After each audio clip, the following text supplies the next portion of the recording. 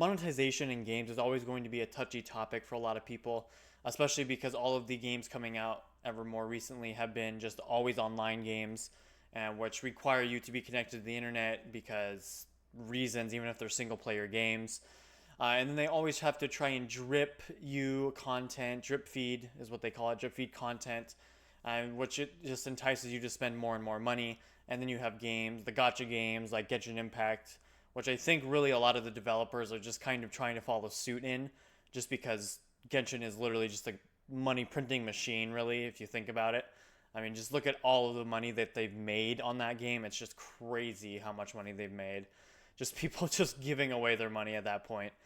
And now you have all of these games trying to follow suit and just microtransaction after microtransaction. It just gets so much that I think people, I hope, are getting fed up with it. I mean, it seems like it, but we need more people. Because at the end of the day, I mean, if nobody was playing or buying the things in these games, then they're going to stop doing it. Because it's just how it works. People vote with their wallets, whether you like it or not. And so we have an example here of Multiversus, which is a game that recently released, a fighting game, kind of like Smash Bros. And it looks pretty good, honestly. It has, of course, all of the different characters from all these different franchises, if you will, like Superman, and then it's got like Cartoon Network characters and things like that. So it's actually kind of a good-looking game for all intents and purposes. But really, it's been just slewed, if you will, with just a ton of just network inefficiencies, really. I mean, just a lot of disconnecting, and then it counts as a loss. And people are just really upset with the state of the game. And then people are also pointing out that it seems like out of all the things that seem to be working perfectly, it's the store that works the best. And it's like, well, kind of go figure, right? Because that's what they want you to spend money on. And so this is a Reddit thread that says, I'm honestly just sad. I loved Multiversus in the beta, and I still do now. It seems like that game has launched, and just today we hit the 1 week mark, and people are already losing hope. Don't get me wrong, I'm upset too with the terrible progression, but it honestly just sucks to see people quitting already. Hopefully this next update can do us a lot as a community. And so yeah, that's another thing to talk about too, is like the progression to unlock the characters in the game is just so horrendous that it's basically forcing you to buy the characters at that point, because it's just not time efficient at all to go ahead and grind for just in one character, let alone all the other characters that you would want to get. Just incentivizing you to buy the characters, because it's like, oh, look at how long it takes. It's artificial difficulty, if you will. Let me sell you this solution. Just buy the character.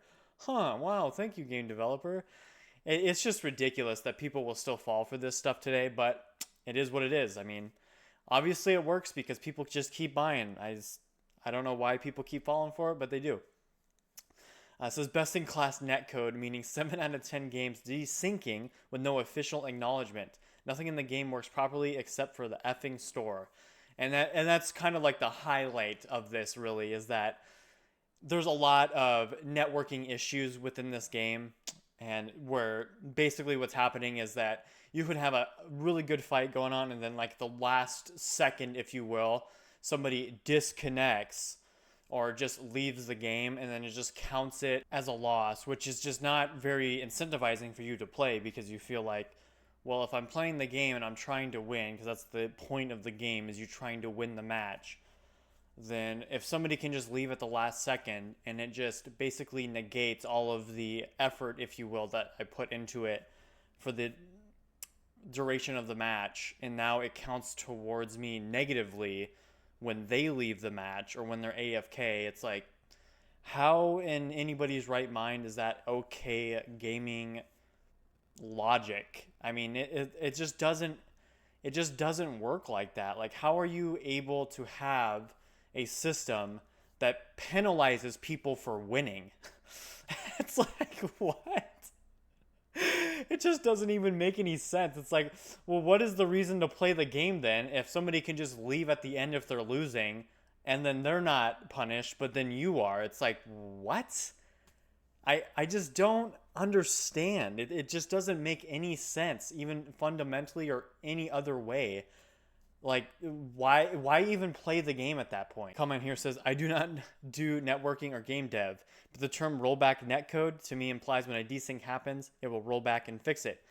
I could make all of that up, but don't market the term rollback netcode if you have desync issues. Also, really real cool, you can auto lose if someone on the other team is AFK, because that makes sense. Yeah, and that's another thing too. It's like, so somebody can just leave and it automatically counts as a loss. Like, who invented, why is that even in the game? That should just not be a thing. Is this part of like everybody gets a participation trophy? I'm kidding, but it's just kind of ridiculous, I think, to me, that you can be winning a match and somebody leaves and, oh, now it counts as a loss. It's like, what? On top of the already network issues within the game. And so all of that stacked together, it's like, well, the gameplay is good when it's actually working and the network problems aren't occurring, which is happening pretty readily for a lot of people. And on top of that, it's just costing, I've heard like upwards of $200 or more to unlock all the characters or something like that, which is just ridiculous when you think about it. It's like, I understand. I actually don't know if it's free to play or not. I don't believe so, but I mean, $200 extra for all these characters, it's like, I always find it amazing that the free-to-play games are always the most expensive to play. It's just funny how that works, isn't it? But yeah, anyway, let me know what you guys think about this whole fiasco down in the comments. If you played Multiversus, if you're liking how it's currently going. I mean, it looks like a pretty fun game once you can get past the networking issues and then the horrendous monetization of the game. But anyway, welcome to 2024 gaming, I guess. Am I right?